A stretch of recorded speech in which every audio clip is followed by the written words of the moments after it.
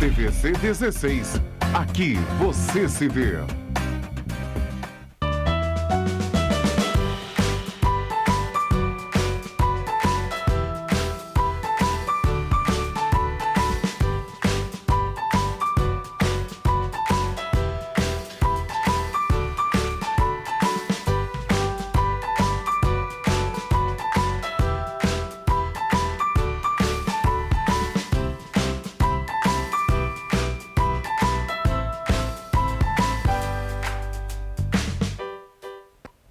Olá, meu nome é Jéssica Lima e bem-vindos a mais um Nasceu, Bora Cuidar, aqui na TVC Canal 16 em Petrópolis e Canal 3 em Três Rios e Paraíba do Sul, com transmissão simultânea pelo site www.tvc16.com e também pelo Facebook TV Cidade de Petrópolis.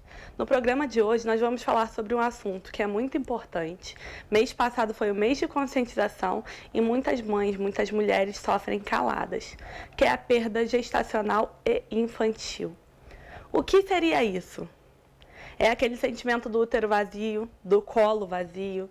É aquela mulher que se planejou para uma gestação, teve a gestação toda tranquila e foi interrompida, seja no período perinatal, né, logo depois que a criança nasceu, ou ainda dentro do útero.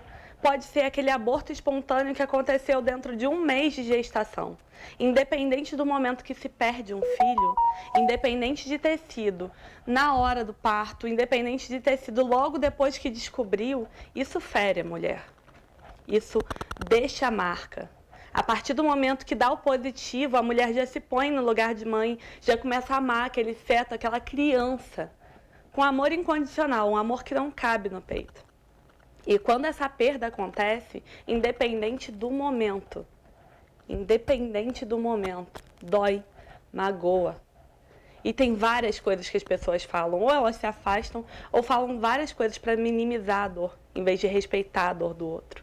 E hoje nós vamos falar sobre isso. Eu vou contar com a participação da Thaís Magalhães, que é uma mãezinha de anjo, assim como eu, e nós duas vamos compartilhar um pouco da nossa história, do que aconteceu, do como a gente se sente sobre isso, porque foi um assunto que eu ainda não havia trago para vocês. Por mais que o mês de conscientização tenha passado, foi o mês de outubro, independente disso, eu acho que é um momento de falar. Todo momento é momento de falar, para que você se prepare para lidar com a dor, caso venha acontecer. É claro que a gente não espera, mas caso venha acontecer, para que você saiba lidar com a dor e também lidar com a dor do outro, né? Porque muitas pessoas não estão preparadas e não sabem como se portar. Então a gente vai falar um pouquinho com isso. Não saiam daí, que no programa de hoje tem muito assunto, muito bate-papo para vocês.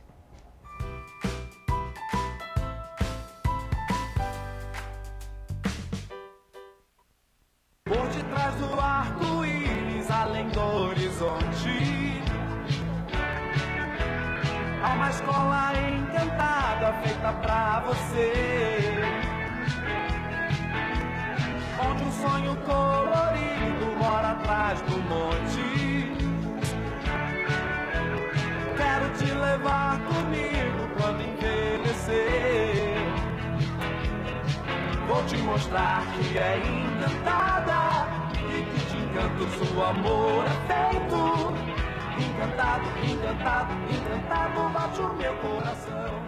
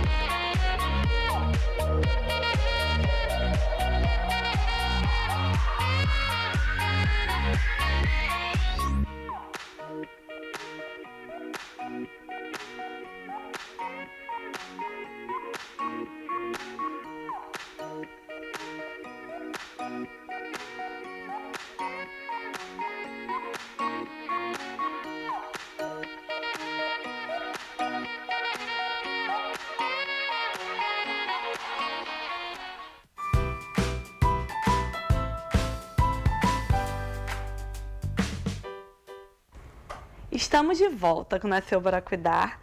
Estamos contando com a participação hoje da Thaís Magalhães. Seja bem-vinda. Obrigada. É um prazer te receber aqui, né? Prazer é meu. Para quem não conhece, a Thaís é a responsável pelas minhas unhas. Ela é minha nail designer e dentro do salão a gente tem muita oportunidade de falar, né? Toda mulher tem isso de poder desabafar, contar sobre a vida, e não é só aquela gente que fala, né? Nossas profissionais que cuidam da nossa saúde, que cuidam do nosso bem-estar, que cuidam da nossa beleza, elas também falam. É um momento de troca, né? Um momento muito nosso. E a Thaís já compartilhou algumas vezes a história dela, né? Sobre a perda da princesa dela. Victória. Victória. Que era uma vitória na sua vida, né? Sim. Um sonho. Conta um pouquinho pra gente, primeiramente, antes da gente entrar nesse assunto. Quem é a Thaís Magalhães? Eu sou professora de educação física, sou nail designer por acidente, né? Eu acabei indo nessa vibe de fazer alongamentos. Estou em Petrópolis há 4 anos, né? Vim para viver meu grande amor. E foi onde eu tive... Minha filha nasceu no Rio, mas onde eu fui concebida aqui, vamos dizer assim, né? E ela nasceu no Rio. É isso. Então, Thaís, vamos falar sobre a maternidade. A gestação foi planejada? Foi sim. Era algo que você queria há muito tempo? Desde que eu nasci, eu acho. Eu acho que eu nasci para ser mãe. Só que engravidei bem rápido, não esperava disso. Parei de tomar remédio no mês, tive um ciclo, engravidei no outro. Foi bem rápido, assim. E fui na médica no Rio, eu não soube ler o exame de gestação, né? O Beto deu reagente, eu achei que era negativo. Aí eu, beleza, saí, fui pro Rio, a médica, fui com a minha mãe. Aí minha mãe mandou mostrar o exame pra médica, eu mostrei.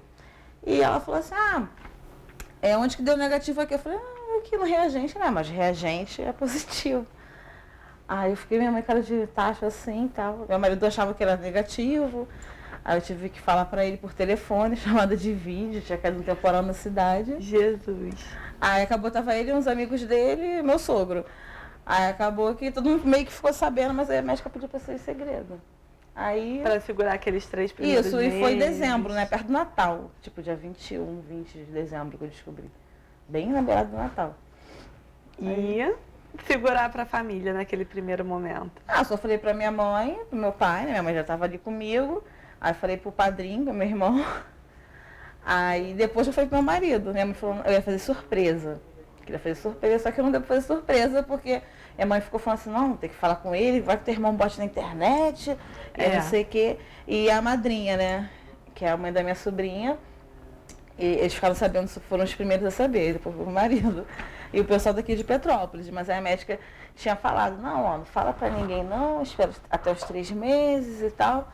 Aí eu peguei, falei, guarda segredo, mas meu marido é meio linguarudo, ele tentou, mas às vezes você precisa sair alguma coisa assim, bota a mão na barriga, ou então fala alguma coisa de gravidez e tal. Assim.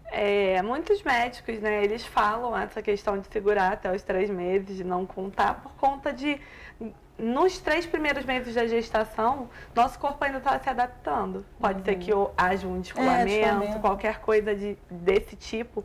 Então, muitos médicos falam para que não conte.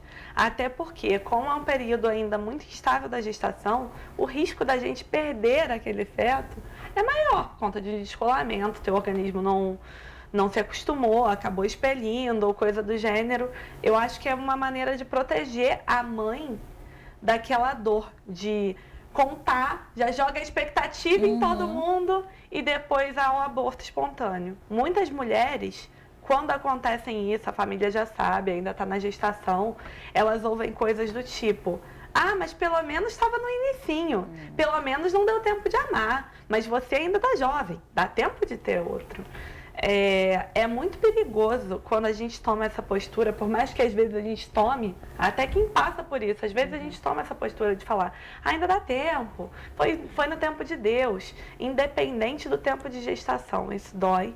E a mulher, a partir do momento do positivo, ela se planeja, ela sonha e ela planeja a vida daquela criança, né?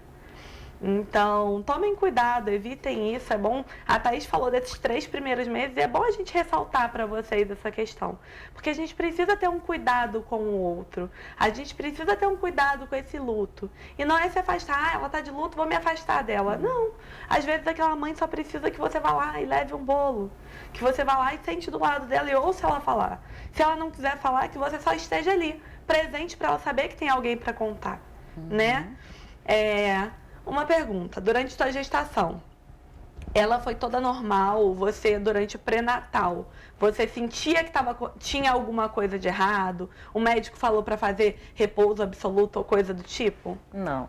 Quando eu soube da gestação, eu tinha ido para começar a tentar engravidar, né? A minha consulta inicial foi essa. Só que a pressão, quando eu cheguei no consultório, estava 14/9. Aí a minha médica virou e falou assim, olha, última grávida do ano, gestante, obesa e hipertensa. Aí ela falou para não comer nada no Natal, aquela coisa toda, fazer primeira ultra. Ela fez os cálculos lá em janeiro, para saber se tinha fecundado, aquela coisa toda, se tinha saco gestacional mesmo. Aí eu fiquei em dezembro, imagina, Natal, no novo, um sapatinho, comi nada, aquelas guloseimas. Aí quando fiz em janeiro, fiz a ultrassom, tava lá o coraçãozinho batendo, tudo bem. Voltei nela, a pressão estava normal, né? Não tinha ganhado peso, estava tudo direitinho. Eu falei, então, beleza, você pode aproveitar a sua gestação agora, tá? Aí o coisa evita fazer esforço e aqueles cuidados. No decorrer da gestação, ela, como foi mais ou menos por 3 para 4 meses, eu comecei a engordar. Isso, como eu sempre tive retenção de líquido, aquele inchaço na perna, nos pés. Trabalhava em um salão de musculação, então a perna ficava inchada de ficar em pé, eu achando que era isso. E foi bem silencioso. Fiz o pré-natal de boa, né? Eu tinha mais a bronca dos meus alunos, tipo, eu pegava as anilhas, abaixava o pessoal, menina, não pode pegar peso, não sei o que lá. Depois eu usei isso a meu favor, né? Gente, arruma um salão aqui que eu tô grávida, não sei o que, ficava brincando assim. Mas até o 4º pro 5º mês, normal.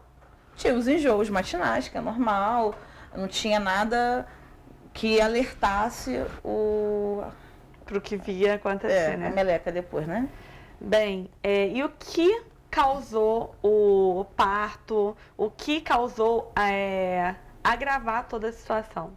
Eu não sei pronunciar. Foi o grau mais grave da pré-eclâmpsia, né?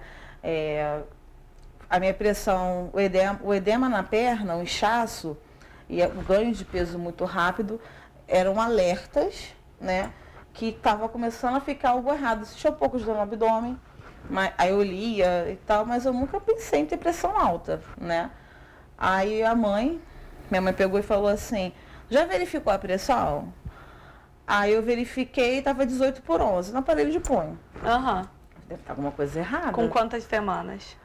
Assim, eu vou falar meses, eu estava no 5º pro 6º mês, né?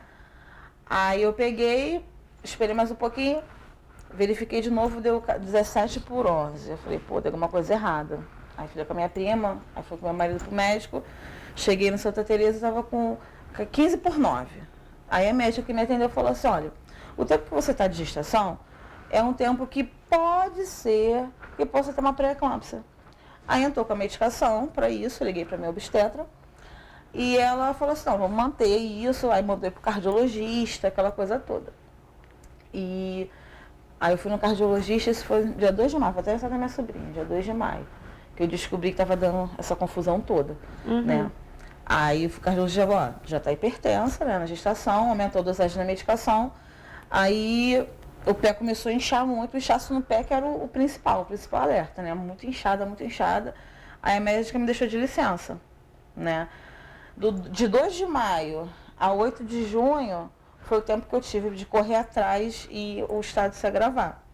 Eu entrando no 6º mês, mesmo para o 7º, eu comecei numa quarta-feira, com nariz de batata, achando que era normal, tudo normal de gravidez, foi muito oculto isso. Tô enjoada, é da gravidez. Tô com dor não sei o que, é da gravidez. Eu tô indisposta, é gravidez. E ficou assim, eu nunca tinha ficado grávida, não sabia de nada. Aí quando foi eu comecei a ficar com nariz de batata e tal, quando foi na sexta-feira eu acordei com o olho assim, inchado. Eu nem te mandei foto pra coisa, fiquei com o olho inchado, aí achei que fosse alergia à salsicha, porque eu tinha comido salsicha, alguma coisa. Eu liguei, mandei foto pro meu irmão. Ele, que coisa é essa? Eu falei, acordei assim. Mandei por acaso pro meu obstetra. Ela mandou eu pra emergência. Aí eu liguei, meu marido, amor, a médica mandou pra emergência. Como sempre eu e ela me falam, quando de barriga é pra emergência, todo mundo achou que fosse normal. Depois a médica ligou de novo. Você já foi atendida? Eu não tinha nem saído de casa ainda. Aí eu falei, amor, melhor a gente ir logo, porque a médica não é de me ligar 2 vezes.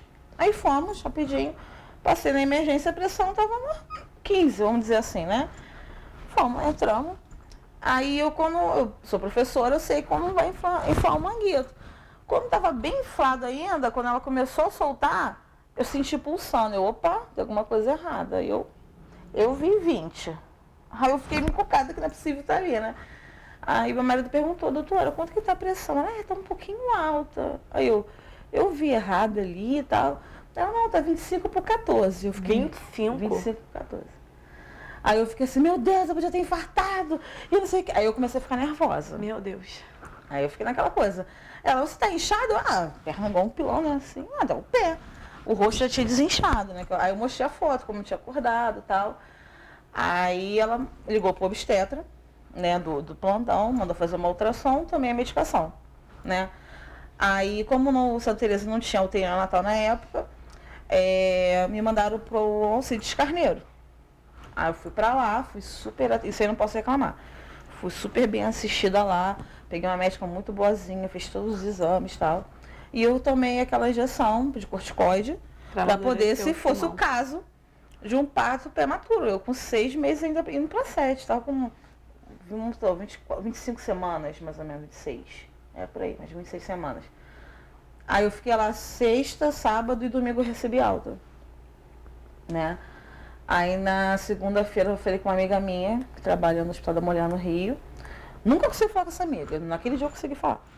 Foi com tudo de Deus mesmo. Eu, Mari, olha, eu acordei assim na sexta-feira, expliquei a situação. Ela, amiga, você tá com a síndrome, não sei das quantas, tá com o grau mais grávida, pré-eclâmpsia, você tá com uma edema facial. Edema facial quando tá, o grau assim, tá estourando. E fica também de alerta, né?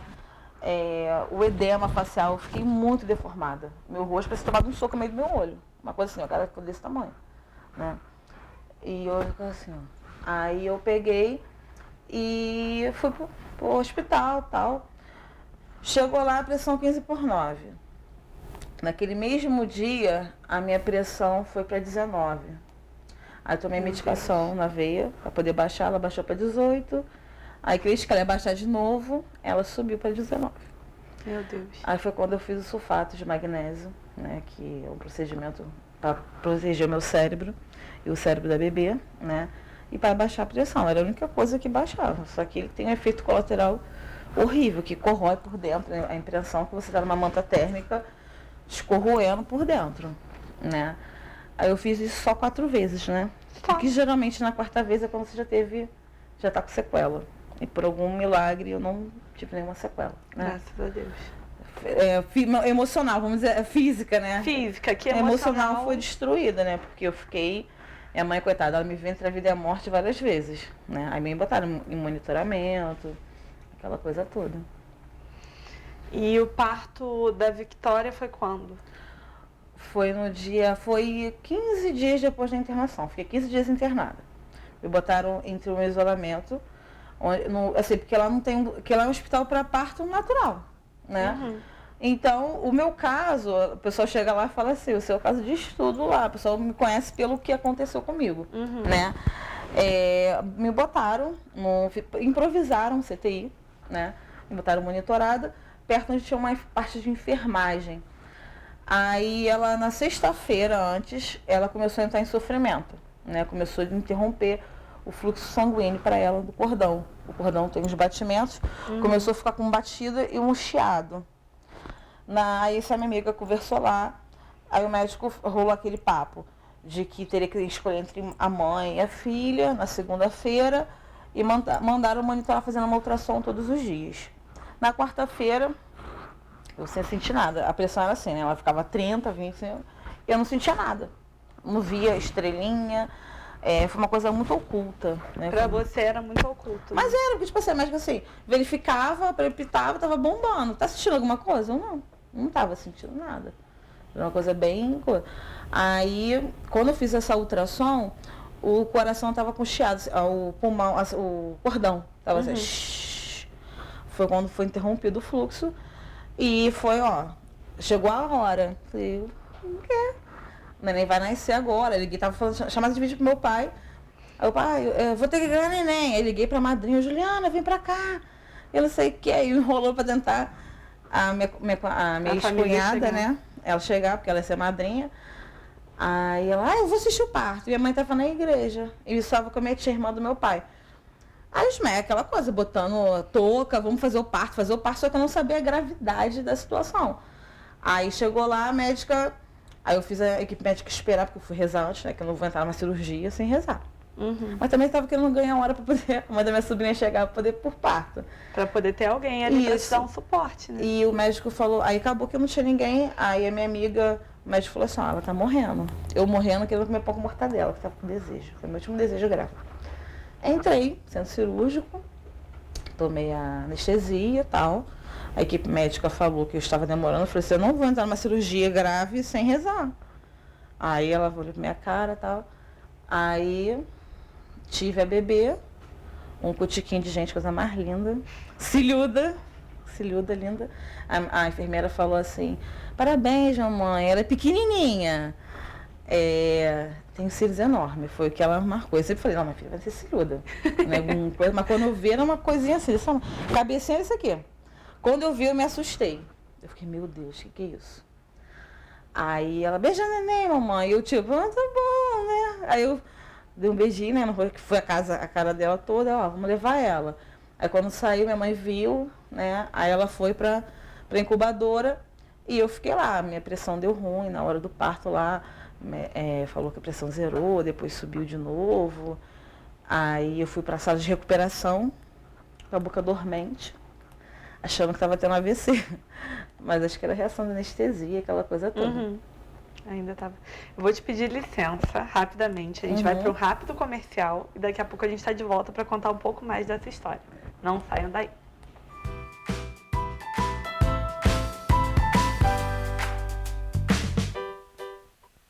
Por detrás do arco-íris, além do horizonte, há uma escola encantada feita pra você, onde um sonho colorido mora atrás do monte. Quero te levar comigo quando envelhecer. Vou te mostrar que é encantada e que de encanto seu amor é feito. Encantado, encantado, encantado bate o meu coração.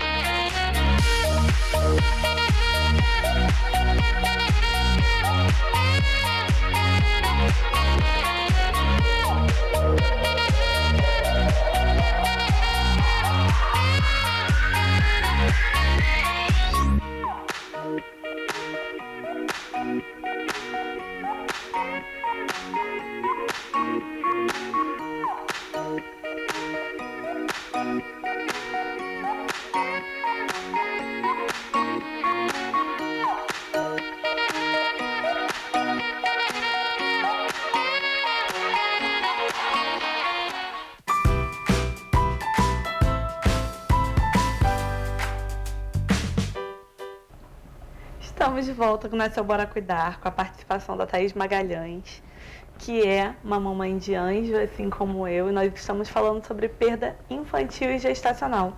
E ela está contando um pouco da história dela da gestação, da Victória, né, e das complicações por conta da pré-eclâmpsia, né. Depois do parto, como que foi, você falou que foi aquele choque, né, que ela era muito pequenininha. Durante quanto tempo ela ficou na UTI do Alcides? Não, foi o Cid não, foi no Hospital Foi lá da embaixo, Marisca. no Rio. Na Marisca. Ela ficou 2 dias. Ela nasceu no dia 20 de junho e faleceu no dia 22 de junho. Ficou 2 dias vivas. 1 dia e meio, mais ou menos, pelo horário do parto, né? 1 dia e meio. Mais ou menos, lutando lá. E ela, por conta da pré-eclâmpsia, de cara, eles já te falaram se teria sequela? Falavam como que estava o quadro dela ou não? Era só aquele choque visual? Não, então, ela teve uma perda de peso, ela estava com 1,2 kg e pouco, e uma enfermeira tinha me falado que o problema era manter acima de 1 quilo. E como ela demorou para ter o parto, porque por causa da bendita UTI neonatal, que para vagar e tal, então ela perdeu peso, ela nasceu com 860 gramas, né? Então já entrou num quadro de prematuridade extrema. Sim. Eu ainda não passei lá para poder pegar um prontuário dela, que ainda não tive coragem. Eu sempre quando eu chego lá eu passo mal, porque é em frente ao ponto que eu desço quando eu chego no Rio. Essa minha amiga, ela falou, pelo que eu passei, provavelmente ela teria sequela, ela ficaria em estado vegetativo. Mas é uma coisa que eu não sei, porque o médico não me falou nada sobre isso. Entendeu? Vitória, a mãe tá aqui. Ela olhava assim, né? Minha mãe até burlou lá a segurança, entrou. Vitória, mamãe, a vovó, ela olhava assim de ladinho. Minha amiga falou que eram os sentidos periféricos, né? Sim. Um reflexo, vamos dizer assim. Mas não que ela fosse responder, né, aos estímulos futuramente. Então, acho que também, pelo tempo, não teria Não tinha como eles te darem uma esse avaliação, panorama, né? Também nem perguntei, assim. E como que foi, assim, a notícia da perda, do óbito? Você estava lá? Minha mãe, né? Minha mãe é mãe aquilo, sempre tá ali com a gente. Eu fui, no dia anterior, eu tinha descido para ver ela. Como eu estava muito inchada, estava segurando a onda por causa dela, a pressão estava naquela palhaçada de ficar sempre alta, não queria normalizar de jeito nenhum. Aí eu fiquei lá sentada, conversando com ela e tal. Aí a médica falou para me cuidar. Aí eu falei assim, não, eu quero dar de mamar, que meu sonho era dar de mamar. Aí eu desci eu fui lá, aí eu falei, mãe, vou pegar as coisinhas dela com o meu cheiro para ela sentir a família, aquela coisa toda. Só que eu não consegui descer. Não consegui, acho que foi Deus me guardando de eu não ver a coisa acontecer. E eu saí de lá, falei para minha marido, eu liguei para ele, eu sou uma péssima mãe. Eu falei, por quê? Eu falei, não, uma péssima mãe, porque eu não consigo falar da minha filha, não consigo, não sei o que. Aí dormi chorando aquela noite. Aí pela manhã eu tinha que ir lá poder levar as coisas, porque era de manhã que eles trocavam o paninho, aquelas coisas todas. E eu não consegui de jeito nenhum. Aí ela disse, mãe da Vitória, rapidinho fiquei boa, né? Desci e tal, fui com a minha mãe. Chegou lá e tiraram os pais todos da UTI, tava com aquele negócio que tampa, né? E aquela coisa toda, e a médica meio que me acusou. Ela, o que você teve infecção durante a gestação? Aí eu falei, eu tive aqui nessa porcaria de hospital, com essa porcaria de sonda, que não sei o que eu peguei infecção urinária no hospital, né? E ela deu a entender que eu não tivesse cuidado da gestação. Aí ela falou assim, olha, sua filha tá morrendo. Ela teve a segunda parada cardíaca, não vai sobreviver não, assim. Naquele momento, seca, assim, tipo, me culpando, né, da situação. Aí eu virei pra minha mãe, mãe! Eu não queria ser a mãe naquela hora. Aí eu corri pra minha mãe, vamos batizar a garota, tem que chamar um padre, aquela coisa toda. Aí o meu irmão, aí eu fui pro quarto, a minha irmã me ligou, brigou comigo, ele, Thaís, deixa de ser fraca. Você desce e vai ficar com a tua filha, porque a gente vai batizar ela na Nossa Senhora Aparecida. Aí ele me deu aquela injeção de ânimo. Eu desci, eu falei, vou ficar lá com a minha filha, só chorar. Aí eu falei, filha, papai tá chegando. A gente vai envergonhar esse hospital, você vai sair dessa. Essa palavra de afirmação pra ela. Só que eu não consegui, assim, eu tava em estado de choque, né? Aí eu comecei a me sentir mal. Aí eu subi, eu não lembro o tempo que foi, porque me começaram a me dopar, né? Aí eu só acordei com meu marido falando assim, amor, fica com a neném, fica com a neném. Aí ele foi e falou. Aí eu falei, vou ver minha filha. Aí o pessoal me dopou. Aí eu desci, aí foi quando eu peguei a minha neném pela primeira vez, que foi já ela morta. Aí a médica falou, não, eu quero pegar minha filha. Eu quero pegar minha filha. E eles respeitaram esse momento de você poder pegar. Respeitaram, ó. Eles não mexeu no corpo, o óbito foi agora. Né? Realmente não prepara nada. Todo cara tava molinho, tava nem dura, não sei o quê. Aham. Aí eu peguei ela, quando eu botei ela no meu colo, assim, ela fez aquele, acho que é o último suspiro, né? Aí eu botei ela no meu colo, cotiquinho assim. Aí eu botei ela assim, aí vi o pezinho, aí beijei, cabeluda, muito cabeluda. Aí peludinha assim, fiz carinho, coisa. Aí eu dei um beijinho, dei pro meu marido assim. Eles respeitaram esse Respeitaram, aí falaram que eu tinha que... Aí eu falei, como tem que proceder? Muito assim, muito fria também. Aí eu, como eu tenho que fazer? Você tem que fazer a certidão de nascimento lá em cima, que é só a mãe que pode fazer, e depois da entrada no óbito. Aí eu fui com meu marido, quando me viram, falou, o que você está fazendo aqui em cima? Você é idade gravíssima, você não pode. Aí minha pressão já estava lá bombando, né? Uhum. Aí me botou paro. Aí meu irmão depois falou que eu não queria a medicação, porque o sulfato dói muito, então eu não queria fazer sulfato. Eu faço qualquer coisa menos o sulfato. Aí me botaram lá, me doparam e botaram pra fazer o sulfato. Só que eu já nem sentia mais nada, acho que estava já resistente a isso, né? Aí foi assim, aí eu fiquei ainda mais 5 dias internada, né? Depois da falecimento dela, porque o negócio não foi com ela, foi comigo, né? Eu estava lutando para viver, assim, meu organismo estava lutando para viver. Eram as duas, né? Mas eu não estava, porque, tipo assim, a minha força de viver era ela. Tinha vezes lá no hospital, eu tava assim, não quero, eu vou morrer, não quero mais, sabe? Parecia que eu estava rejeitando ela. E tinha momentos que, tipo assim, ela me dava a força, né? É aquilo, a mãe, ela tem uma força que é realmente sobrenatural. É sobrenatural. Eu falei assim, eu lutei por ela. Perdi ela, tô dando essa vida, né? Não quero mais viver, quero ir embora, queria sair dali. Eu só achei que ia sair dali do caixão. Falei, eu não vou sair. E tomando medicação, a pressão não normalizava. Depois que eu fiquei 24 horas com ela normal, 12/8, que eu recebi alta do hospital. E depois disso, como que foi essa questão do luto em casa? Assim, a priori foi tranquilo, né? Foi uma coisa assim, uma frustração sair do hospital com um caixão. A gente sonha em sair com o nosso filho no colo. Exatamente. A médica falou pra mim assim, a gente quando engravida, a gente nunca imagina que vai dar errado. Realmente, engravidar tu vai achar que vai perder? Não, vai achar, eu já pensava até a faculdade dela, sabe? A gente faz planos, a gente sonha com uma... Eu já ia pagar a festa de 1 ano dela, ia entrar com uma carruagem, o dia da Cinderela, sabe? E ela pegou e... Cheguei em casa, aí a minha prima, né? Ela e o marido dela chegaram lá em casa, foram os únicos. Que a Lohane, né, e o Diego. Eles têm uma neném, que é minha amiguinha arco-íris, que eu falo, a Larinha. Aí ele falou, Thaís, se precisar de um neném, pode usar minha filha, né? Foram os únicos da família. E a minha prima, as pessoas, elas não sabem lidar. A pior coisa que uma mãe pode ouvir é a vontade de Deus. Pior coisa. Você nunca fale, Deus sabe o que faz. É a pior coisa que tu pode ouvir. Deus sabe o que faz, mas dá raiva de Deus. Porque eu, né? Hoje eu tenho uma amiga no Rio que perdeu um bebê agora, um filho especial, né? Ela perdeu um neném. E assim que eu for pro Rio, eu tenho uma missão de chegar a dar um abraço nela. Porque eu senti muita falta de um abraço. Muita, muita, muita. Porque as pessoas ficam com medo de falar com você. Elas não... Essa é uma parte dolorosa da minha perda. Dói. Mas é o acolhimento que as pessoas não dão. Elas preferem recuar do que... Vamos tomar um café.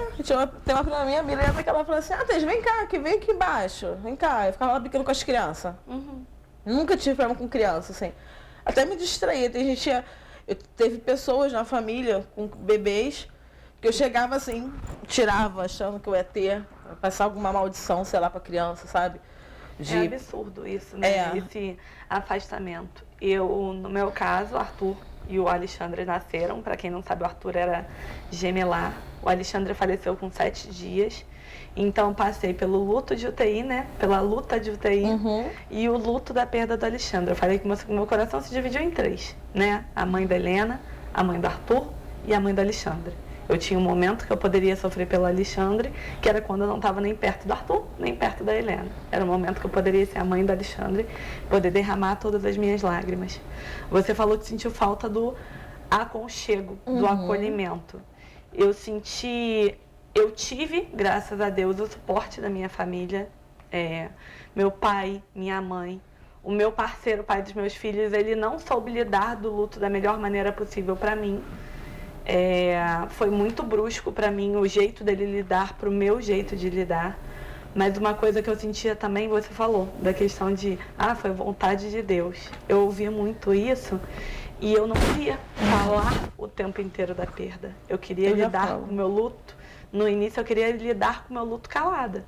Porque eu já estava sofrendo demais e as pessoas não sabiam o que eu estava falando. Todo mundo falava, tá bom, bola pra frente que o Arthur tá lá, tu tem que lutar por ele.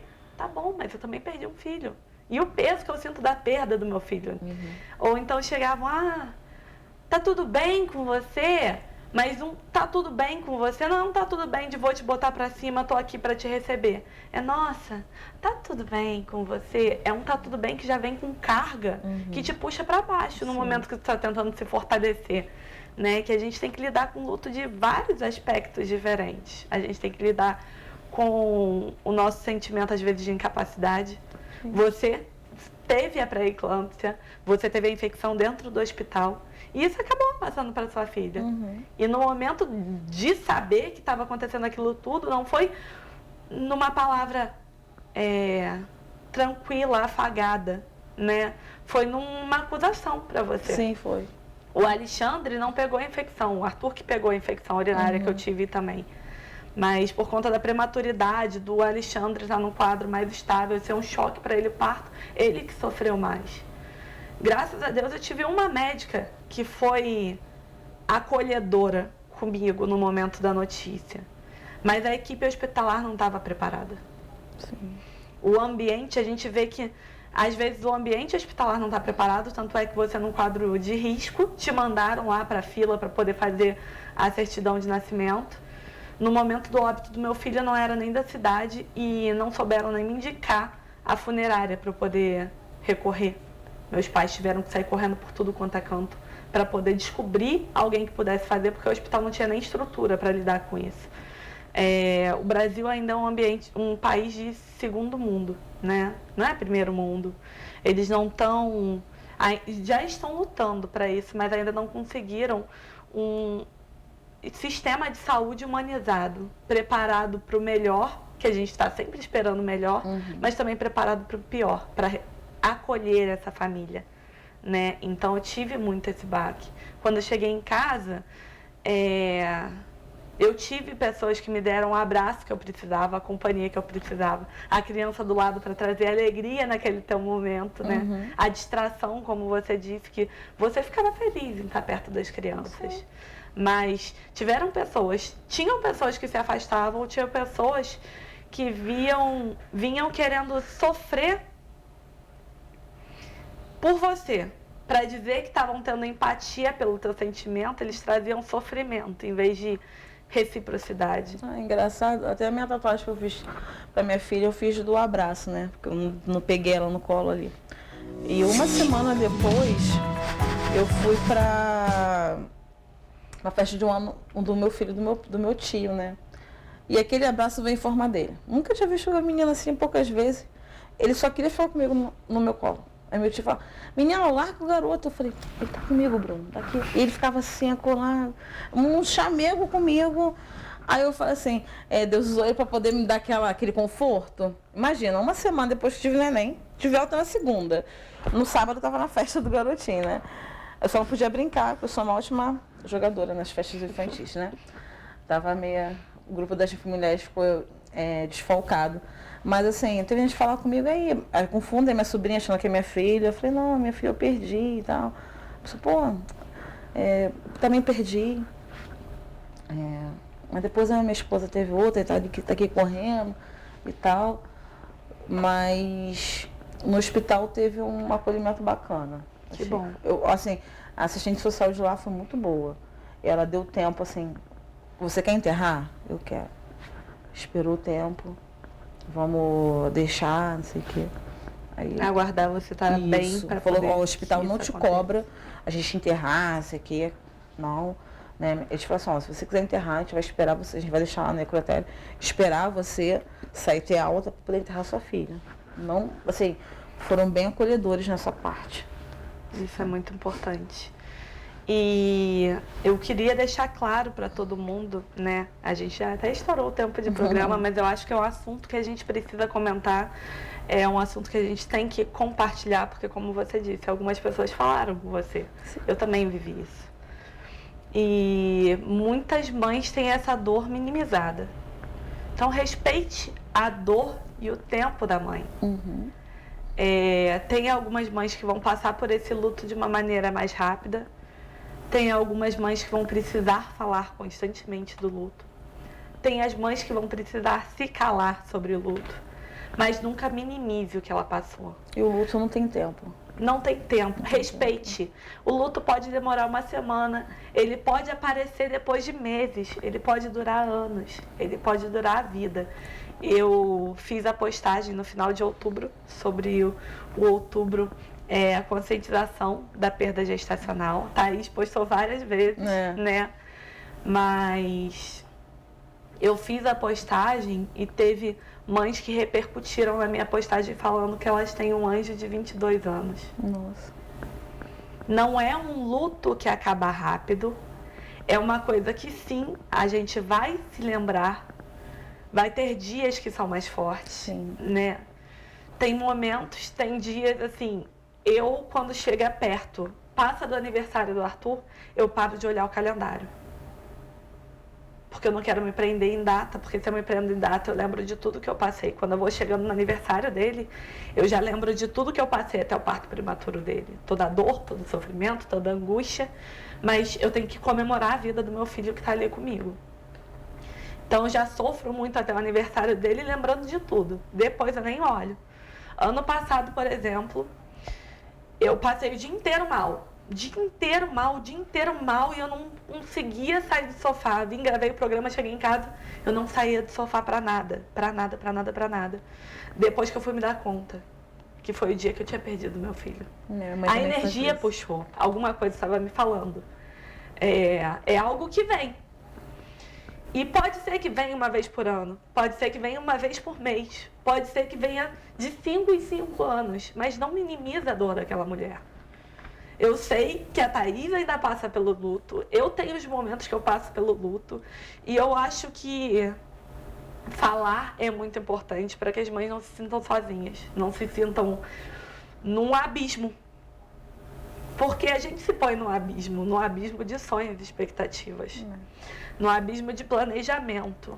Então, eu sei que a Thaís está aberta para isso, porque eu queria falar sobre o assunto, eu não conseguia mulheres que quisessem falar. Por isso eu não vim em outubro falar sobre isso. Estamos em novembro falando sobre isso. Mas eu quero deixar aberto para você que passou por isso, você que quer conversar. Eu tô aberta para falar, querendo desabafar, como às vezes a gente desabafa uma com a outra. Eu tô aqui, eu tenho certeza que a Thaís também tá aberta para isso. Queria falar, eu sei que se a gente ficar aqui tem muito, né, a se falar, mas infelizmente a gente já estourou o tempo do programa. Queria te agradecer por estar aqui, compartilhar comigo sua história. Eu não vivi, mas eu me transportei para um filme e me coloquei no seu lugar em todo momento. Quero que você saiba disso. Te conheci não por conta, né, do parto prematuro, pela perda gestacional, foi por conta de uma parceria. Foi uma coincidência. Foi uma coincidência, mas Deus nos uniu por um motivo. E eu sou grata pela amizade que a gente vem construindo, pela parceria. E poder saber que eu tenho alguém para poder desabafar sobre isso, que é muito importante. Então, você que já passou por isso e vê alguém passando, não se cala. Fala, que vai fazer a diferença. Tem empatia. Tem empatia. Obrigada, Thaís. Eu que agradeço. Antes da gente encerrar, se você quiser fazer alguma consideração final, né, sobre o sentimento, alguma mensagem para alguma mãe que passou por isso, fica à vontade. Então, o que eu posso deixar para vocês, assim, que estão passando por esse luto eterno, né, é o meu abraço. Acho que uma coisa que me faz falta ainda, que ainda eu sofro, acho que é isso, o acolhimento. Se você conhece alguém que perdeu, tenha empatia, se põe no lugar dessa pessoa, né? Como o pessoal fala, quem perdeu, uma mãe que perde um filho, todas as mães perdem. E é uma verdade, só para quem é mãe, né? Então abrace, se põe à disposição, por mais difícil que seja. E é isso, assim, não tenho muito o que falar. Acho que é mais o gesto, né? Você pegar o acolhimento mesmo do abraço. O abraço cura. Verdade. O abraço cura. Bem, Thaís, mais uma vez, obrigada. Pessoal, o contato da Thaís apareceu aí, mas não é só para desabafar não, tá? Que ela faz as unhas lindas. Como ela falou que ela virou designer por acidente, ser designer para ela também é uma terapia. É minha terapia. É uma terapia e ela transforma a vida de várias mulheres, traz autoestima. E eu acho que isso é uma terapia que move a gente, que transforma. Sim. Não só quem está fazendo, mas também quem está recebendo. É uma troca. Obrigada a você que ficou até aí. Desculpa ter estourado o tempo, mas eu tenho certeza que foi válido para você, que é a mãe que passou por isso, e também para você que é familiar, que pode conhecer alguém que passou e nunca soube como lidar com essa perda. O programa Nasceu Bora Cuidar fica por aqui. Beijinhos e até semana que vem.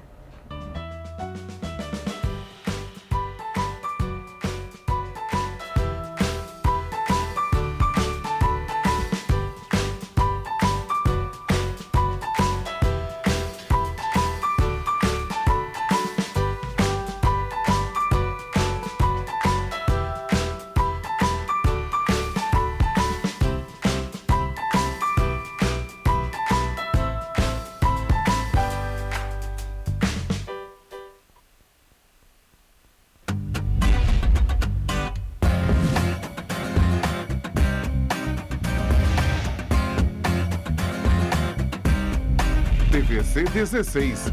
Aqui você se vê.